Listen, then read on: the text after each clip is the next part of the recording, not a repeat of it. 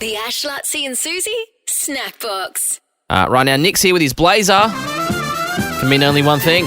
Bon matin, Brisbane. Bon matin, tout le monde. How are we, guys? Welcome to the questionnaire extraordinaire. Have you been paying attention over the weekend? Merci beaucoup. I know Susie's still sort of picking yourself up off the canvas after a big weekend. Luttsy, how you holding up, mate? Yeah, I had a pretty arduous weekend as well, Nick, but I'm here and I'm ready to rock, my friend. All right, well... Returned from the athletics. Big day on the track. Let's see if any questions pertain to that. Of course, your names are your buzzers. This morning, we'll be celebrating French icons. Our blonde bombshell to my right over here, Susie, you'll be Brigitte Bardot. Okay, thank you. Please test your buzzer. Brigitte Bardot. Beautiful. Ash, our playwright, creative genius, you'll be Victor Hugo. Oh, okay, thank you. Writer of Les Mis. I thought for sure you were going to give me Gerard Depardieu. Oh, yeah. I mean, it's not too late. I don't know why I'd volunteer that information. Now, who am I, mate? You will be Victor Hugo. Okay. And Luttsy, our favourite redhead, you'll be Joan of Arc. Yes. Favourite redhead. All right. Yes, indeed. All right, question 1.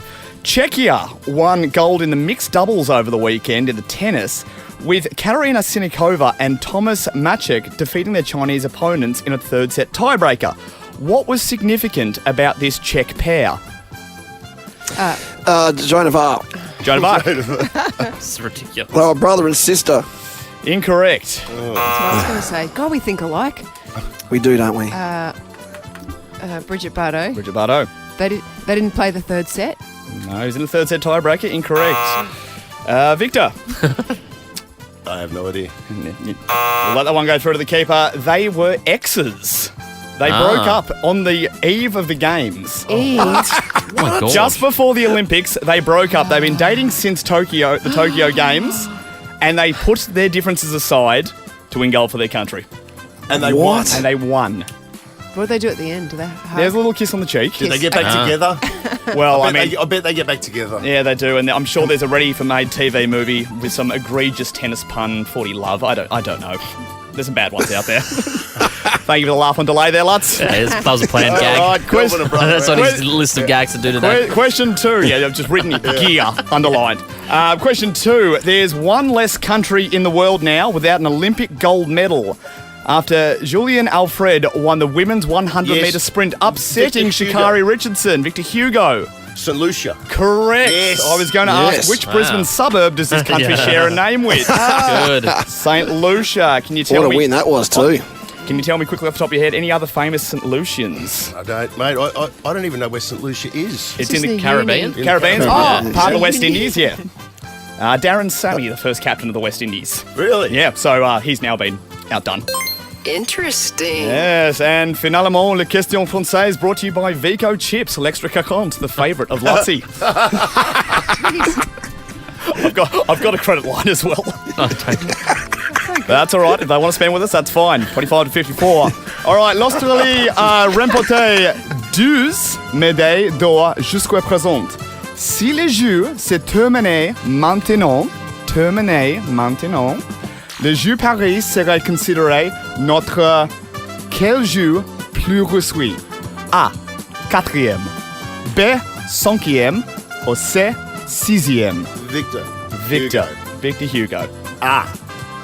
Incorrect. Brigitte Joan of Bardot. Brigitte Bardot, I heard that first. B. B. 5e. C'est very correct. This will be our 5th most successful games if the medal count were to end now on 12 gold medals. Wow. Fifth. What were the top 4? 17 a pair, Athens and Tokyo, 16 for Sydney, 14 for Beijing, 13 for Melbourne, 1956. Wow. Wow. Interesting. The Ash, Luttsy and Susie Snackbox. Geez, I can hear a massive roar somewhere out my window at the moment. There must be still sport on here in Paris, one of the stadiums in the centre of town. But Basketball. huge I think week. that's- Yeah, maybe it is. Or beach volleyball. Anyway, but huge weekend. Well, last time I spoke to Susan was during the show Friday. You were going out for your birthday lunch. Is that right? Correct. I went out for my lunch. Now, what did we agree on at the end of the program, Susan? From memory, the show ended at 9 a.m. Brisbane time, obviously, which is 1 a.m. Paris time. I then went out on the town And the thought was that at 4 a.m. my time, midday for you, we would join up and have a drink virtually Yes. via, FaceTime. I do remember that now. Yes, right. And what happened when David, who waited till 4 a.m. Especially for me. in a bar in Paris, Against every instinct in your body. yes, Yes. and I rang you, nothing happened. I then rang the group, which includes probably 10 of us all up, isn't there? You texted the group, first of all. You started texting Yes. the group. And I didn't get long that. story short, Susan nowhere to be seen.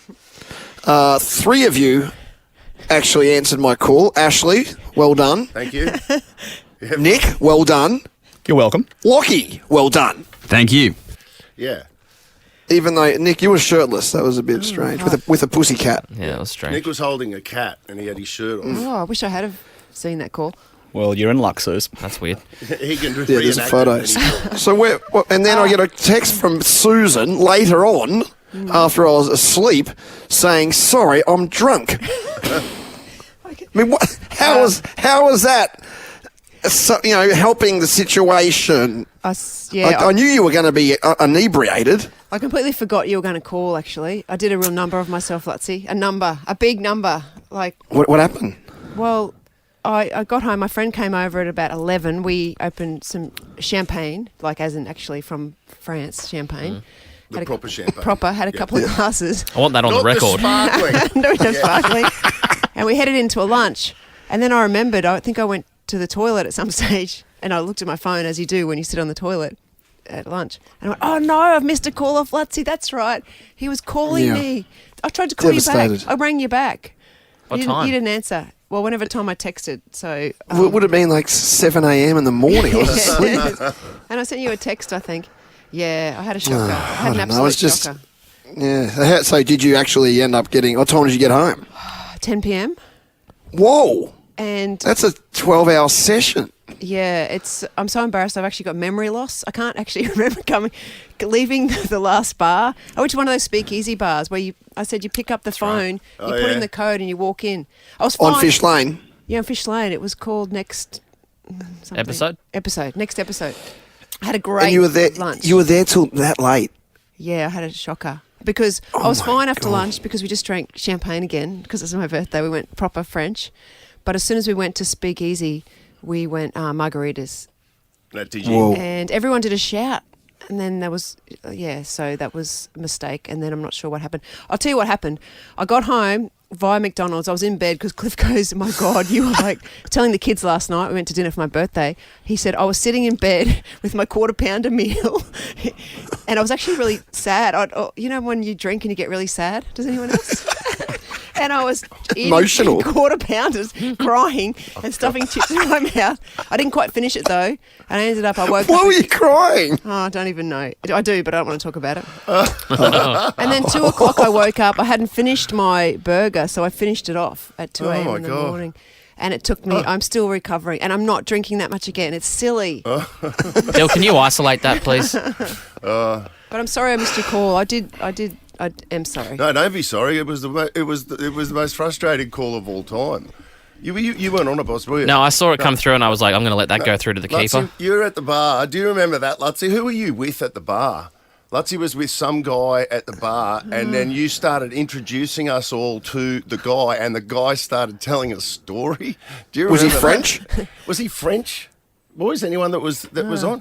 Oh, so I couldn't tell what he was saying, to be honest. I just kept on nodding and going, sounds great. Yeah. I love how Luttsy spent hours with this bloke and has no idea what nationality he was. He was I have telling no a whole idea story, who was Luttsy. there. It went on and got on memory and loss. on, and I reckon I was on for about 5 minutes, and then I was at the boat ramp, and I went, Oh, I gotta go, guys, I gotta go. So I waved and then hung up, and Luttsy was like, you guys are the OGs, you're the real deal. You answered the phone. The Ash, Luttsy and Susie Snackbox. You know when people just get saying slightly wrong? You Oh, go- yeah. I get one wrong all the time, actually. I always say Karma's a milk pond. I think you guys told me that it was mill pond. Yeah, you used to say that. Yeah, milk pond. I always thought it was milk pond. People get it slightly wrong. Over the weekend, I was chatting with my friend on text and, talking about something that was funny. and she was telling a story that they were all laughing at this person. And she goes, "We packed up. We packed up." And I went, "What, you packed up all your gear?" Oh, she goes, "Oh, no, we laughed." I go, "It's not packed up. It's cracked up." Cracked up. Has anyone ever heard we packed up in a laughing sense? No. But was that just a spelling Cacked. mistake? Like No. preemptive texting gone wrong? No, I thought it was. I said cracked up, or you made her go home, you packed up. No, she goes, "We packed up laughing." We said, "It's not packed Never heard up of it. laughing, it's cracked up." And so her whole life, she goes, "I've always said packed." And she goes, "Oh, I've always said we've packed up. The number of times I must have said we've packed up." I was like, and this lady is very clever. She's like almost one of the smartest people I know. So I was kind of happy that she got that wrong. Because I was like, "See, you're not perfect." I'm like, "Oh, what do I say that's always wrong?" And I go, "It's as smooth as a milk pond." Yeah, that was funny when you. Yeah. Or down the pipe. I remember on writing when I was did some work for Channel 7 years ago. Wrote a sports report. Remember, and the lady that she saved me. I'd put it in a story that say it was Broncos at Red Hill training was a hype of activity. Like, and the lady that does the for the hearing impaired, the teletext thing. Oh, yeah. She goes, "Look, David, look, I know you wouldn't have meant this, but you've accidentally written hypes of activity." And I've gone, "Yes." And she went, "Yes, of course, as you know, it's hive of activity." I'd been saying hypes of activity. I was about to say it in a TV report. Thank God for that woman. Hype. Yeah. Hype of activity. I don't know if this counts, but my mum thinks LOL is lots of love. So you're right. You instead of laugh out loud, so you'd be like, Yes. "Oh, That kind of works. I'm in the hospital and I've cracked my head open," and she's like, "LOL." Lol. Actually, yeah, there's more place for it now, isn't it, with the acronyms? Getting those wrong.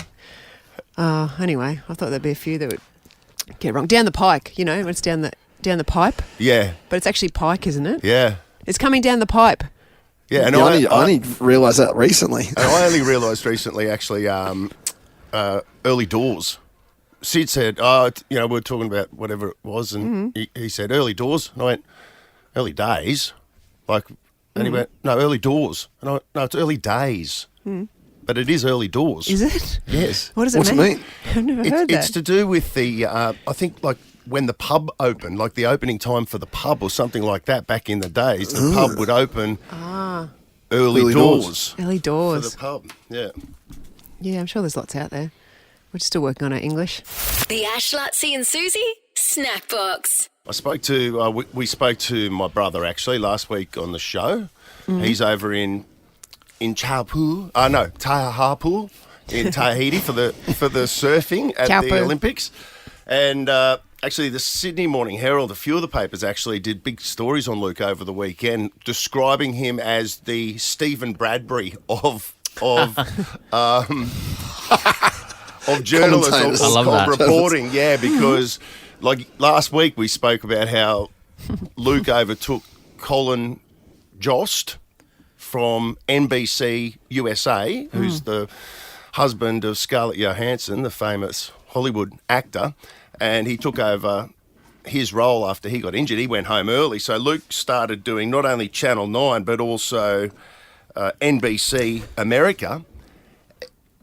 Since then, the South American commentator / journalist Stop it. has left. No. And as it stands now, Luke is now doing Australian television, NBC American television, and he's also been doing NBC South America. He's going through 3 different countries. Millions and millions of imagine people. How many people? I was trying to think that. Is he doing the... Reuters did a huge story on him Okay. over the weekend. He's probably the OBS as well, the Olympic Broadcast Service. What if he's the main feed for all the countries that don't have commentators there Yeah. as well?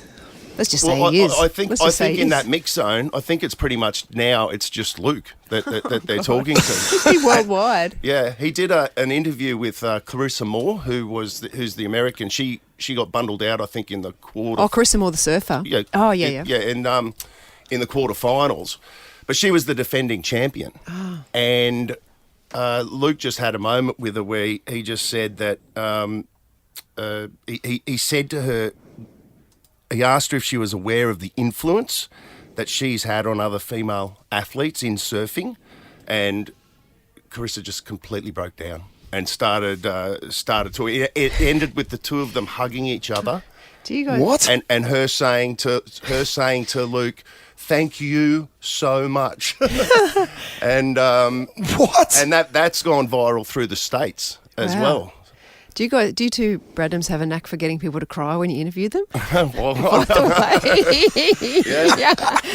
That's nuts. Luke just said to her, Carissa won the first gold medal in surfing, and that's going to stand as a source of inspiration for so many people all over the world. And what she's done in the sport of surfing, I don't think she's going to return to the Olympics. But that description that the Sydney Morning Herald gave, that he's the Stephen Bradbury of journalism, it really is. He went over there, and now he literally is the last man standing. Yeah. Do you reckon he'll move to America and do stuff over there? Who knows? Just bugger off Channel 9. He's going to move into greener pastures. Yeah. But that's because, I mean, that when you do that role, like, you're the first person that the athletes talk to. And you think about it, you know, Susie, you've lived it. Like, all sorts of emotions are running through you after a race. So, I mean, like, even at athletics, I remember years ago, Tamsin Lewis made like a semi-final at the World Championships, and I was just the first person that was there, and she gave me a big hug. Yeah. Like, and I didn't know well enough for her to care about hugging me.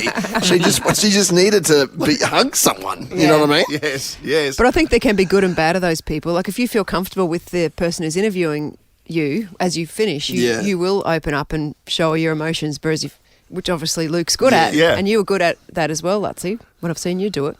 Yeah. Yeah. Yeah, Reuters did a big story. The headline for that was, "Who is this Aussie bloke at the surfing?" The Ash, Luttsy and Susie Snackbox. I had the best weekend, the most social weekend, because it was my birthday. So Friday, went to lunch went to that Julius Pizza. It's at Fish Lane. What's that? It's a pizza place at Fish Lane. They've also got Beccafino's, is it, here at Newstead? Oh, yeah? Beccafino's. Okay. It's so good. Went there. Then we went to that Speakeasy Bar, which is a secret bar.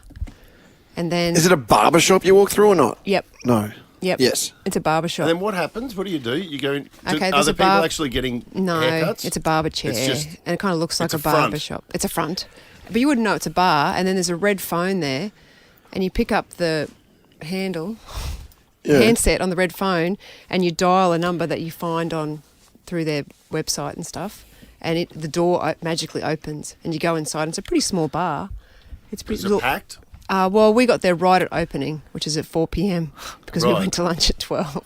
Early doors. Early doors, Yeah. yeah. So we were Early the doors. first ones there.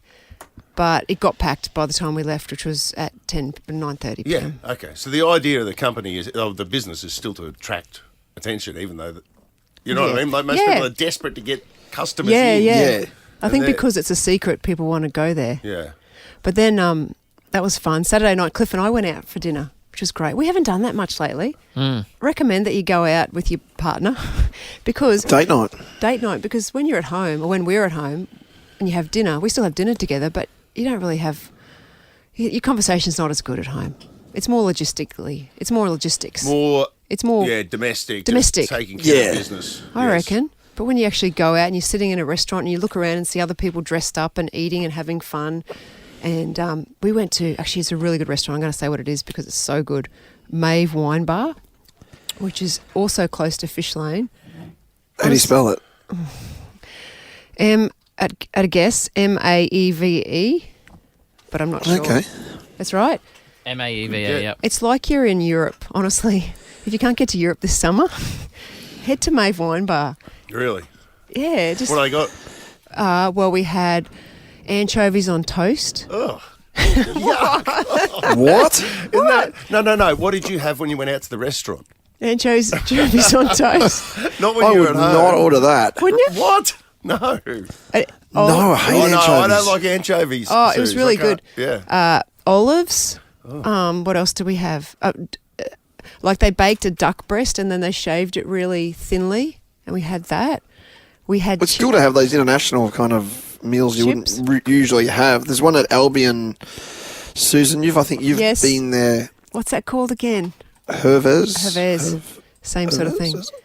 Like really. It's French. That's yeah. French, I think, inspired. But it's got a good bar there as well. And this one you just have small bits of food, so you don't overeat. You know, you don't get too full. Yeah. We had a cheesecake to finish, which was baked cheesecake, which was melting. It was beautiful. Like the cheesecake wasn't hard. It was Really? soft in the middle. Interesting.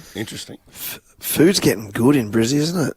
Oh, it was amazing. I loved it. And then I got up early Sunday morning and went to someone's house. She had an Olympic party. Oh, really? I am so into these Olympics. Olympic party. So we went to her house and she had a group of friends over and cooked breakfast. But she had 2 televisions set up. One was a projector onto this wall. Yeah. And then she had a small TV set up next to it. So we were watching the swimming and the athletics. Really? That's cool. What events were on yesterday that you watched? It's such a blur, the Olympics. Yeah, Don't I ask me know, specifics, yeah. please. I know. The women's 100 metre running race was on. I know that. Oh, yes. Yeah, we were I just know talking that. about that in the wet. It was raining. Yeah. And there was heaps of Yeah, really that good was swimming. weird. But I got another. I was over there. Another friend, a friend gave me a birthday present. That's what I want to talk about. It was the best present. It was called Conversation Starters. So, I don't know. I'm having trouble having conversations with people. I think my brain is just disappeared sometimes. Haven't you already got that? I'm sure. Yes. It's reminding me of some of those We've done cards this you used to before. have. Yeah, I had that about a year ago. I think. Did you Jodie Was your give me birthday? those? What happened? I was going to say to Jodie, give me those cards. You're Jodie, but no, Jodie's given me other cards that. Have you got any starters for us? Yes, Great, that's what I wanted let's to do get that. to. Yes, that's what I wanted to get to. Thank you for reminding me. See, my brain goes. Let's have a conversation. What is your earliest memory that you've ever had? You know what I remember? This is interesting you say that because I had the shirt on the other day. I remember the big bear from the Moscow Olympics.